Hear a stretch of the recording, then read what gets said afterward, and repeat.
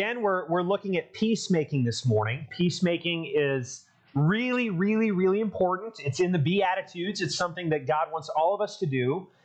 And most of us are sinners who have relationships that get broken all the time. Norma's perfect. So Norma, she's not paying attention to me. There we go. Norma never gets in any sort of conflict with anybody. She's just such a sweetheart.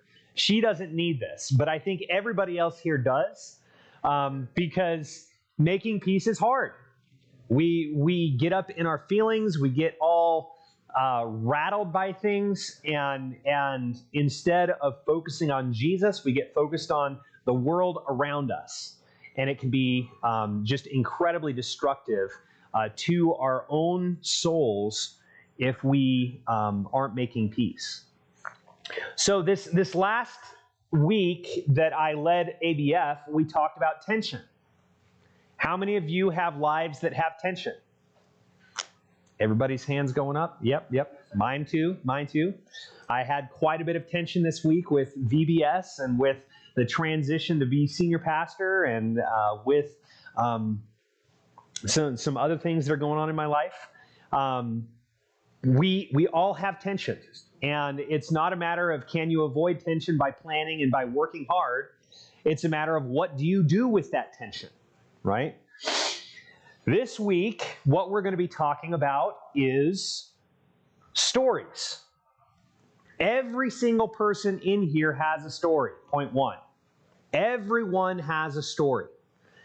There is a verse on your sheet. It's Proverbs chapter 18 and verse 17. And this is something that if you're a parent, you absolutely have seen. And if you're a human being who's lived on this earth long enough to realize that you are a sentient being, you also probably have noticed this too. Every single person, the first time they hear a story or the first time they tell a story, they think it's what? They think it's true, right? If I have an experience in my life and I'm going along and I see something happen, I instantaneously interpret it. And I put meaning on it and I go, this is what happened and this is where it's at. And I'm pretty convinced that I have the correct understanding of what has just happened. How many of you have ever experienced that in your relationships in this life? I watch somebody do something and I think, I know what's going on there. I can judge it and he did right or he did wrong or whatever. And we tell ourselves a story. Is that story true? Well, Proverbs chapter 18 and verse 17 says, the first person who tells the story sounds correct. Until what? Until someone comes and starts asking questions. Right? What is it that it says exactly there? The one who states his case first seems right. This is true in court. This is true in your relationship with your spouse, with your boss, with your coworkers, with your kids. Whoever tells the story first sounds right. You know what? It's also true in your own heart. I think I'm right because I told myself this story. And the narrative makes sense because I'm the one who made it up. Right? But what's the second half of that verse? The second half is the part that is a little bit uncomfortable. What's the second part? It says, until another person comes and examines him. Oh, cross-examination. All of a sudden the story changes. All of a sudden you get more details, you get more information. All of a sudden you realize, oh, they made that decision because they were aware of information that I wasn't aware of. Oh, there's additional context to what happened. Does that make sense? It's important to realize that we are always telling ourselves stories. Every single day we're telling ourselves stories. Adam, I'm going to pick on you for a second. I love you, bud. He got a haircut this week, and his haircut matches mine. And so he came to me and asked me how to fix his hair. because his hair, his whole life has been that longer, shaggy look that he's had, which is great. I've never been able to grow my hair like that. I've had this hairline since I was 6 years old. But him, he's got a nice, full, thick head of hair, just like his grandfather on my wife's side. And that's great. So he asked me how to fix his hair, and this morning he walks in, and he's like, Daddy, did I fix my hair right? The story that he told himself was, Dad knows how to do this hairstyle, and he's the one who's going to tell me if I did it right or not. The additional information that I gave him was, it's your hair. Do you like it? If you like it, then you did it right, right? But we tell ourselves stories about every single little thing that happens in life. And we have to realize that we are telling ourselves a story.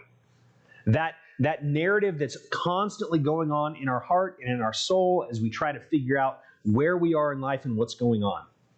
What are some stories that you guys told yourself this morning as you got up?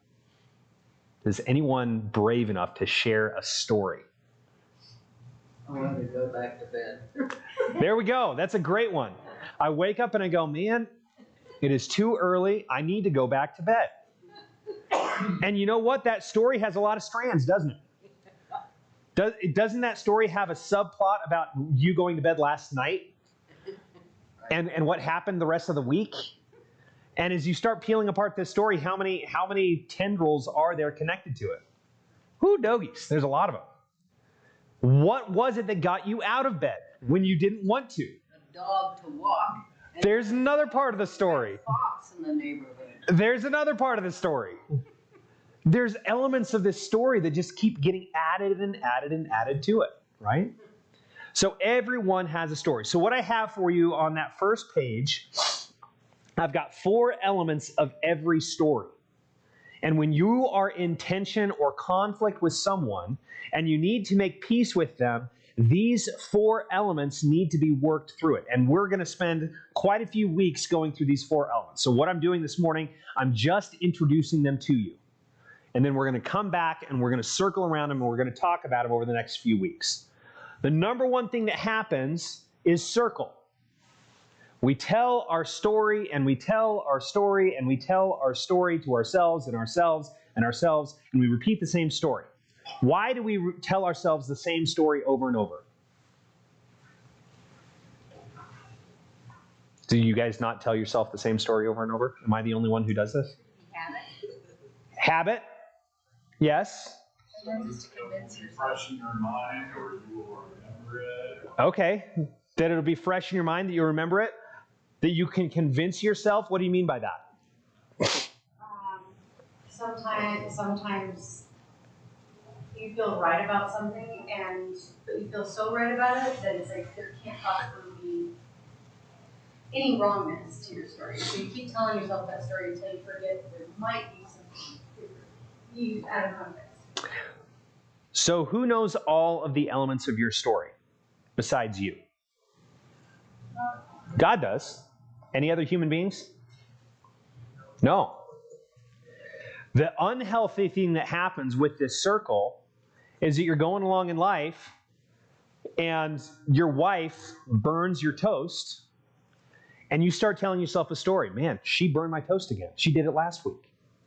She does it on the days that I come home late from work. She must be doing it because she's mad at me that I came home late from work. Why is she mad at me that I'm coming home late from work? Does she not trust me to be faithful to her, and she thinks I have to be back immediately?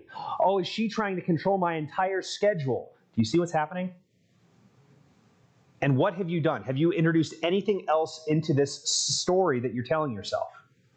Yes, none of it's true. You're the one telling yourself your own story over and over and over again, and every time you tell your story, does it get better or does it get worse? Absolutely. It gets worse because you're in a circle, and you're adding to your circle, and you're making that circle more and more and more and more and more destructive. That's why I have Proverbs 18:17 on here. We need something to challenge that circle. If you just stay in that circle and tell it to yourself over and over and over and over again, you will make your relationships worse.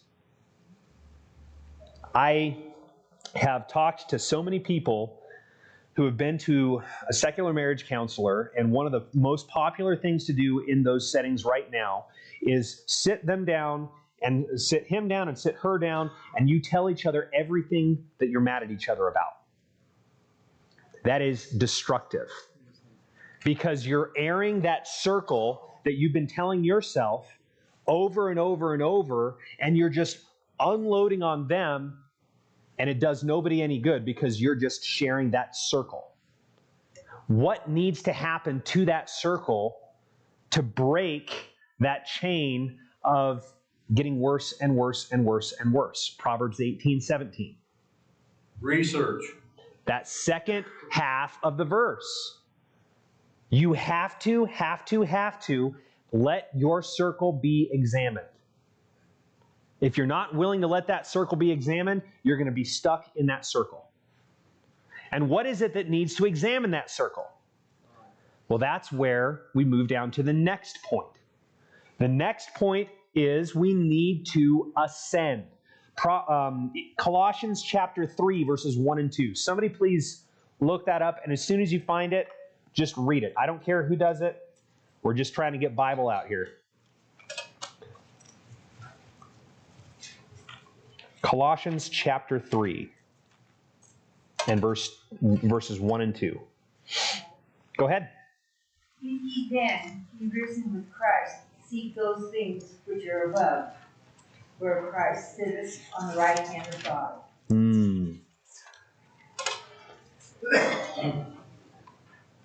What breaks that circle is when we take our thoughts and we ascend with those thoughts.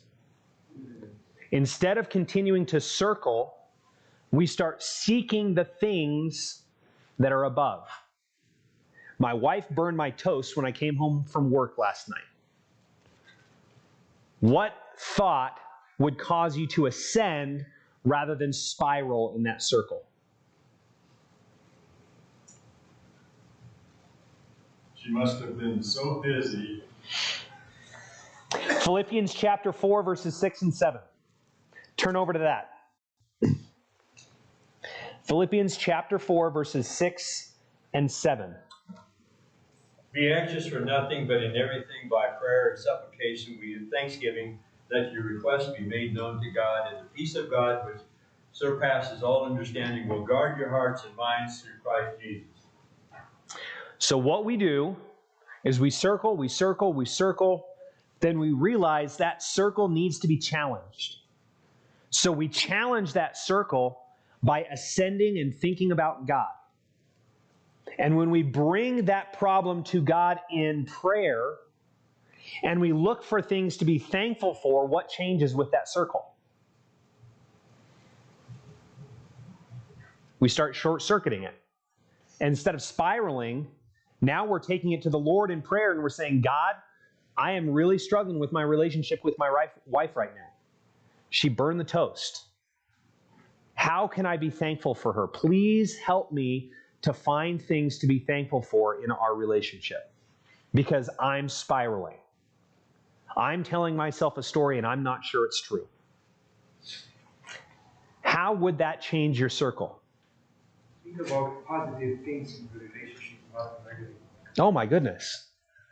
It makes you start thinking about the positive things in the relationship, not the negative ones. John? Think with your heart versus your mind. Think with your heart versus your mind. I think I know where you're going with that, but it sounds really good. Do you mind saying a little bit more? Well, a lot of times myself, you tell yourself that story or whatever, but then at some point I'll re-examine it by thinking through my heart what's going on in that person's life. It changes your story on what you thought or what you see. That's really good. That's really, really good. Thanksgiving and prayer. Ascend with that problem instead of just continuing to tell yourself the same story. What if it's your boss at work and you are just butting heads the whole time? Can you change your boss? I've never been able to. I wanted to many times. But my boss, for some reason, doesn't think that my opinion is more important than his. Why? I don't know. Doesn't he know that I'm the smartest person in the room? Right? So we need to ascend with our thoughts. Then what we need to do is start reflecting. Once we spiral, then we realize, wait a minute, this needs to be challenged. So I take it to the Lord in prayer. I ascend with those thoughts. Then I need to start reflecting. And that's what John was just talking about. I need to start thinking about other things outside of this circle that will be important to the story. Turn to 2 Corinthians chapter 10, verses 3 through 5.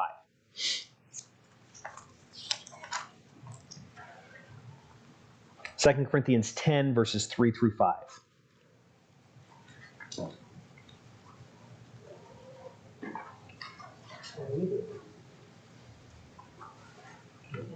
Go ahead.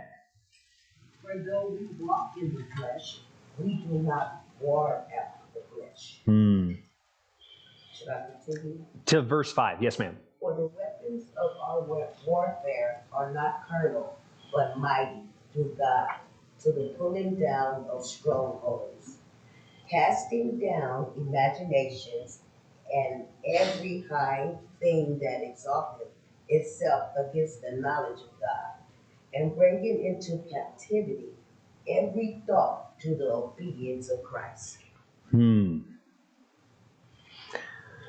Once we take things to the Lord in prayer, we have to realize that what is going on with that circle, with that story that we're telling ourselves, it's not just a physical thing that's happening in this world. There's a spiritual battle that's going on the inside. And your natural thoughts are not the perfect, natural, beautiful things that you think that they are. We naturally disconnect from the vine and get all caught up in ourselves. We have to realize that the weapons of our warfare are not of the flesh. When we get stuck in that circle, we don't get out by just making a good argument. I can't convince my wife that she needs to stop burning my toast by just arguing with her and convincing her that I'm right. There's a spiritual thing that's happening in my own heart, in my own soul, in my own life that's causing that narrative to spiral out of control. And what we need to do is we need to take those things and, verse 5, take every thought captive to obey Christ.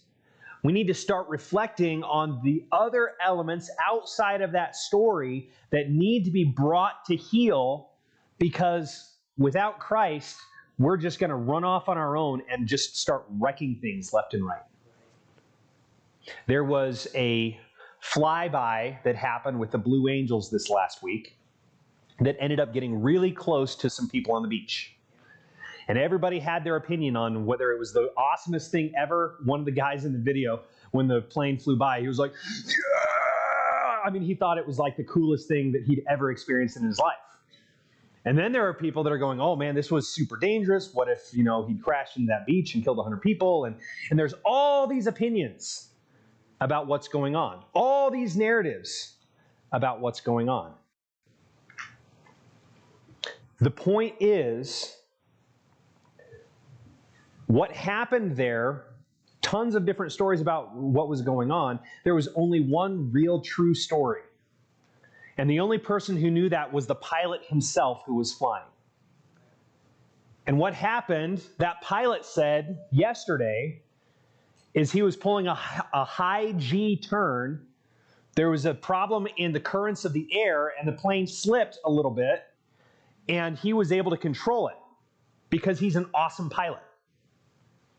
Everybody was worried that by not punishing him, we were going to invite all these people who are in the Air Force to start flying really dangerously and recklessly and getting people killed. Was that the truth? The truth was, this was an amazing pilot who saved the lives of over 100 people because he could control his plane. Right? And the truth is, there's often going to be something that's not in our purview that needs to be brought in. Every thought that we have needs to be brought into the obedience of Christ. Our thoughts want to go in all kinds of directions, twisting out all kinds of different things, but it all needs to flow back into Jesus. The last piece that we need to do if we're going to be making peace is we need to then connect. We circle, that happens. We realize we can't keep circling, so we ascend, take it to God. Once we've ascended, then we start reflecting on, are there other elements that might be important to this story? And then we have to connect. Connecting can be really, really hard because it takes humility. So what do I mean by connect? Philippians chapter 2, verses 3 and 4. Philippians chapter 2, verses 3 and 4. Somebody just read it when you find it.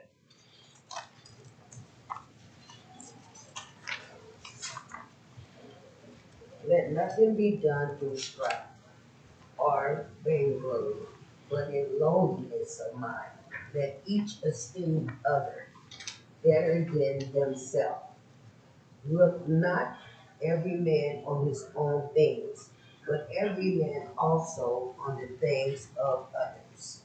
Okay. This is hard because when we need to connect with other people, it takes humility.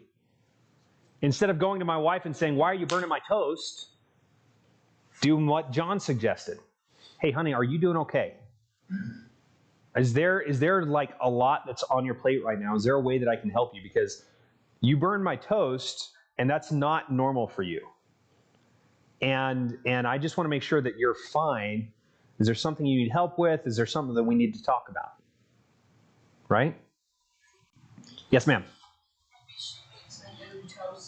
Maybe she just needs a new toaster. Honey, the toaster's busted, and we only have toast on these 2 days, and you just happen to come home from work on those days. Guess what? You just resolved conflict because you were willing to connect, and it was a stupid, easy solution, and there wasn't anything deeper involved. Sometimes that happens. But if you stay in that circle and you just keep telling yourself that story, and you never ascend with it, you never reflect, and you never connect, that stupid thing, she just needs a new toaster, blows up into something that really wrecks your marriage life for the next month. Right? The human mind is just a strange thing, how we're so much more attracted to negativity than positivity.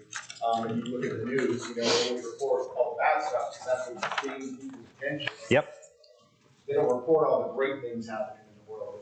There's someone very close to me in my family that has this negative thought pattern, and they never escaped it. Mm-hmm. And I watched her go down through 10, 20, 30 years to the point now where that's all she thinks about is just bad stuff. You can't keep her happy for more than 5 minutes. Yes. Go back to a negative thing that happened 20 years ago. It's almost like a drug, like an addiction. Yeah. It is. And the reason that exists is because of sin.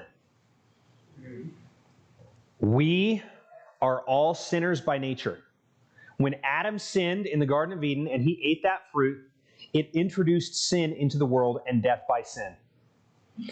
And even stupid, simple, easy stuff like growing tomato plants is now extremely difficult because sin is in the world. And even stupid, easy, simple stuff like, "Hey, honey, do you need a new toaster?" becomes extremely difficult because sin is in the world and we are attracted to sin. It looks good, it sounds good, it smells good, it tastes good. Until you actually do it, and then it's bitter in your belly. Right? It produces bad fruit because you're disconnected from the vine. Okay, so let's move forward. I want to talk a little bit about the stories that we tell ourselves. I have identified through this book that I'm working through 10 different strands that are in the story. Point 2, stories have many strands. Stories have many strands. So let's just talk through some of them this morning. The first strand, and this is the most important, is your view of God, your view of His Word, and your eternal perspective. If you are someone who thinks that God isn't helpful, His Word is useless, and there is no eternity, how is that going to affect the 4 steps to peacemaking that I mentioned earlier? It's not going to happen because you can't ascend, right? This is foundational. God's Word has the answers. And if you don't believe that, if that's not part of your story, then you're never going to get out of that spiral. Number 2, your relationship or your lack of relationship with your father, your mother, your childhood, and then your teenage years. Did you know that the way that you grew up and the relationship you have with your parents is going to affect the stories that you tell yourself? Oh, yes. As I have gotten older, I'm getting close to 40. As I have gotten older, I've come to realize that I am extremely privileged because I have a mom and dad who loved each other and loved me, and that I have a really strong relationship with them and I talk to them multiple times a week. That's rare. Very, very rare. But because of that, when I think of the word father, my heart is full of warm fuzzies. When I think of the word mother, I think of comfort and joy and peace and happiness because that's what my mom brought into my life. I can guarantee you in a crowd this big, there are people here who when they think the word father or they think the word mother, it does not bring those kinds of feelings into their heart. Do you think that affects your story? Amen. Big time. Big time. When you only had negative influences from the people who raised you in their interactions with each other, and they were always fighting, always at each other's throats, and then you get married, what are you going to automatically start thinking about your spouse? You're going to start telling yourself stories that sound like the stories that you heard growing up, right? That can affect your story. And guess what? It affects the stories of the people around you too. This is why anytime I'm counseling a couple, I never, ever, ever try to tell them what they're thinking. I don't know what they're thinking because I have a hard enough time figuring out what I'm thinking half the time. Right? Nobody can read minds. It's part of why that last step, connection, is so important. I don't know what's happening in your mind. I'm not going to guess. I need you to tell me. I sent a meme to our deacons this last week after the transition from Pastor Mike to myself. I said, the meme said, your pastor was shipped with a design flaw. Unfortunately, he's unable to read minds. So if you have a problem, you have to go through the old method and tell him what's going on so that he can address it, right? You can't read minds. You don't know what's happening. Everyone's story has many strands. Number 3, singleness, marriage, and other intimate relationships affect the story that you tell yourself. If you are a lady who always wanted to be married, but you never were able to be, or a guy who's the same, that's going to affect the story that you tell yourself about the women in your life. That's going to affect the way you talk to yourself about the men in your life, whether they're potential intimate partners or not. The way that you saw your family members deal with singleness or marriage or anything like that. All of those things are strands that affect your story. Next, having or not having children. I can promise you, if you've never had your own kids and raised your own kids, you know nothing about raising kids. I can also tell you that if you did have kids and raise kids, you know nothing about raising other people's kids. Because they're their kids, not yours. But I know that because I've watched my own kids grow up, and I've talked to other parents, and I've found out that my kids' problems are not their kids' problems. And every single parent is going to deal with it differently. And so when you start telling yourself stories about, oh man, I saw so-and-so's kids in church the other day, and they were acting like this. I would never do that. My kids would toe the line. You have no idea what's happening behind closed doors. You have no idea what's happening in that child's heart and mind and the stories that they're telling themselves. You see, we have to realize that this circle and the stories that we're telling ourselves are really, really complex. Next, your church experience, your education, your career. If you've only ever been a part of churches that have split and fractured and caused massive problems, and you've never been able to be a part of a healthy, growing church for 20 plus years, is that going to affect your relationships with other people in the church? Is that going to affect the stories that you tell yourself about the other people in the church? Absolutely. How about your education? If you've never been to college and you have all the opinions about what happens in college, are those thoughts going to be accurate, or is it maybe just the story you're telling yourself about that? If you don't know what it takes to get a degree in a certain field of study, does it make sense for you to be judging those people and to be telling yourself your own stories about what they ought to be doing with their lives? We've got to be careful about the stories we tell ourselves about other people. Next, your friendships and your hobbies. Goodness gracious, your hobbies. I can guarantee that your hobbies will have an effect on the stories you tell yourself. One of my hobbies is defensive firearms. I love shooting guns. So much fun. When I got licensed to carry and I started carrying on a regular basis, all of a sudden, everywhere I walked into became a shooting gallery.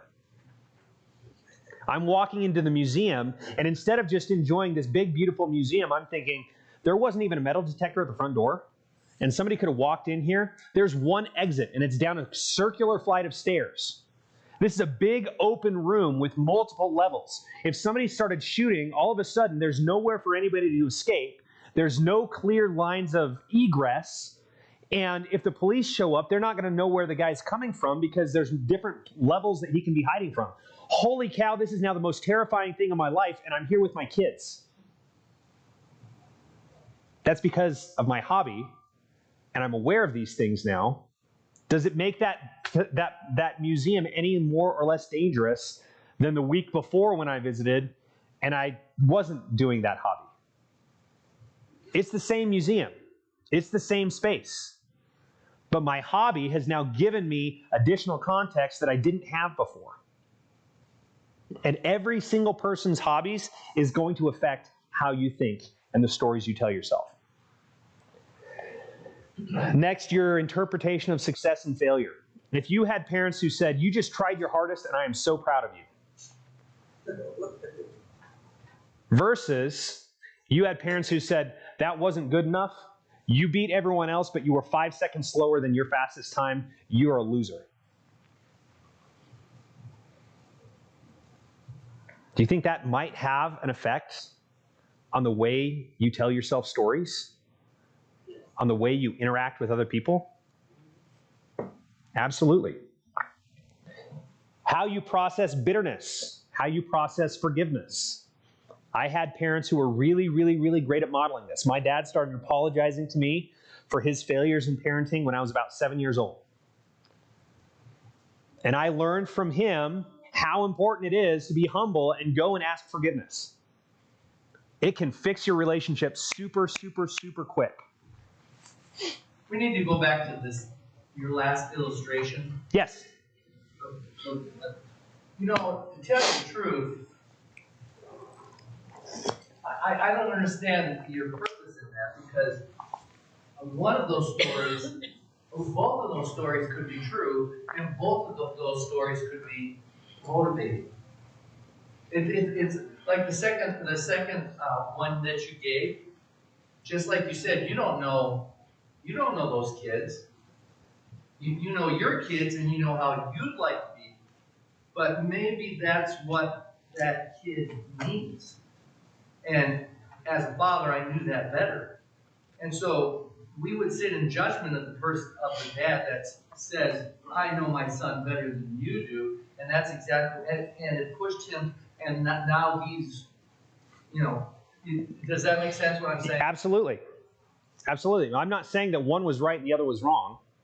I'm saying that story is going to be affected. Your life stories are going to be affected by those experiences. You are going to tell yourself a different story. You're going to be caught in a spiral thinking a certain way based on those experiences that you went through in life. So what's the purpose? I mean, what you're saying that I don't understand, because am I supposed to change my story to meet your expectations? These are really, really good questions, and we'll get into it in the next point if you can hang with me. My point right now is just to talk about how complex our stories actually are. There's so much that goes into these stories. And if you think that it's simple, it's never simple. Unless it's just the toaster's broken and you just got to get a new toaster. Right? But even getting to that point can be complicated. And my point is, there are so many strands that connect to these stories. The next one, how you process justice and injustice. Your mindset. I mean, there's a lot of things that can go into these stories. Since we are almost out of time, I do want to get to your question, though, and that's in our next point here. Point number 3, perspective is the key to your story. So if I had more time, what I would do is I'd read through the entire story of the prodigal son. How many of you here have never heard the story of the prodigal son? Awesome. So we can just talk about it, right? Let's do that. I don't want to teach the story of the prodigal son. I don't want to get the lesson. I don't want to give the lesson again that Jesus gave. What I want to talk about is the perspectives of the people who were hearing that story. How are they interpreting what Jesus said? Because their interpretation of the story that Jesus told affected their response to the story that Jesus told. And I think this gets directly at the heart of your question, Kevin. Number 1, let's talk about the sinners that were in the audience. Jesus is telling the story of the prodigal son. There's people that are in the audience, and they know, they're looking at themselves, they're like, I'm the prodigal. In my youth, I went out and I wasted my life getting drunk, spending money on stupid stuff, sleeping around. I messed my life up, and I see myself as the prodigal. How are they then interpreting that story? Just talk to me. What are some things that's going through their minds as they listen to that story? Self-examination. You think it might make them a little bit introspective, right? Maybe I've written myself off because I am the prodigal and I'm in the pit with the hogs right now. Nobody wants me. What is Jesus' story giving them that they really, really need? It could mean that even at different points, somebody's sitting there, I'm just starting here. Yeah. Middle of it. Mm-hmm. I'm at the end. I know, and now I know God is waiting for me to come. He loves me. Yeah. So there's all sorts of different. Lots of ways it can go. Yep. Heidi. Don't judge me, please. Just accept me. I messed up. Okay? Do you think the prodigal knew that he messed up? Absolutely. Yeah. And his brother knew he messed up too. Everybody knew. It's not a matter of trying to convince him that he messed up. His own heart was convincing him that he did, right? So if you're a sinner and you're listening to the story of the prodigal, what you're hearing is going to be affected by those stories that you're telling yourself as you listen to that story. Let's go to the flip side. The religious leaders who were hearing that story. What are they hearing? This is more what I can experience because I was a preacher's kid and my dad kept me on such a tight leash that I wasn't able to go and be a prodigal in my younger years. It may feel discouraged that justice. Yeah, that's so unjust. How in the world can dad throw a party for the guy who betrayed him? Right?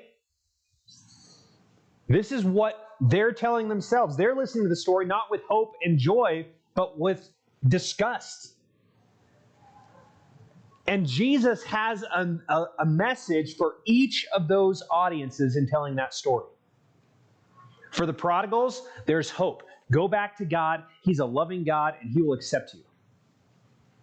And for the religious people who never were that prodigal, you know what? Your heart and where you're at is just as important as the heart of that other brother. And if you're sitting there in judgment, that's a really sad place for you to be. Your life wasn't wasted to this point. Remember in that story, the father told the older son, everything that I've got now is yours. He already got his inheritance. But what you need to do is you need to change your mindset and start loving him, because we're just glad he's back. We're glad he's not living with the pigs anymore. Right? So those stories that are going on in the hearts and the minds of the people in the audience are just as important as the story that Jesus was telling. Did you ever think about the story of the prodigal from that perspective before? It's really critical what you are bringing to the table. And it's not just that there's one perspective that is the correct perspective. There is always a way, no matter what side of the story you're coming from, there's a way to ascend and take your thoughts Godward, and then reflect and think about the other elements that are in the story. If you think that you've got everything in the story, the older brother and the prodigal son, you're just as lost. You're not going to be able to make peace with people if you are convinced that you are the person and truth dies with you. Does that answer your question, Kevin? There are things that we bring to the story, and what's critical is that we realize what we are bringing to the table. What are the strands of the story that we're pulling in that's helping to create the conflict? Yes, Heidi. Just try to understand each other. And they say, you haven't walked in my shoes. But trying to walk in that person's shoes, trying to understand just a little bit. Yeah. That's all we need to do is head. Well, that's what Philippians 2 said, right? Let everyone not think on his own things, but on the things of other people. If we can get outside of our own circle, our own bubble, and we can ascend, take it to God, because without God's help, we're going to be stuck. Reflect, think about other people, and then connect and try to see things from the perspective that they're seeing it. Realize that they have parts of the story as well. Yes? So these stories that we tell ourselves, some of them are incorrect. But say, not your wife burning toast, but something that you've been telling yourself your whole life. What's the best way to course correct it? Just throw away that entire book and start a new one. So that's where we're going to get into in the coming weeks. But the very first step is always going to be you realize that you're spiraling and you need to ascend. If you can take that story to God and ask him for help in figuring out what parts of that story I'm getting wrong, he will help you. The book of James, God promises anyone who lacks wisdom and asks God for it, God will give it to them. There are only a few times in Scripture where God gives an unconditional promise like that. And he promises that everyone who asks him for wisdom will get it. The book of Proverbs says that wisdom stands on the rooftops and screams, "Come here! I'm here for anybody who wants me." And people don't want to listen. So God will give you wisdom if you'll take it to him.